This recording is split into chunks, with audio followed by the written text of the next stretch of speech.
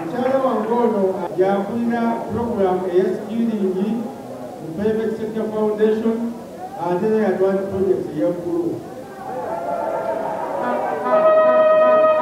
nga mugamba wakyaliwo ebizibu ebigirimu. Ebizibu ebyo abaabireeta era be bannaffe abamu abaakayirira puroguramu eno ne bagenda mu paalamenti ne beewaabira naye byonna byamaze okutereera obulungi. Nina essanyu okubategeeza ngakati buli kimu baakitadde. Facilitation yenna abaateereddwawo aba alina kuweebwa mmwe obubitibabudde ne bajja ne beebaka mu loogi ate ne bategeerera mu abagikulawo.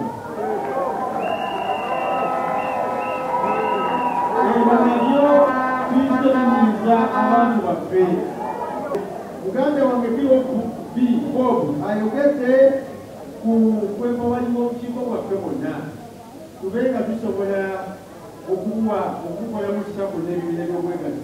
Ekyo nekitandiseeko dda woofiisi enya microfinance charge erimu.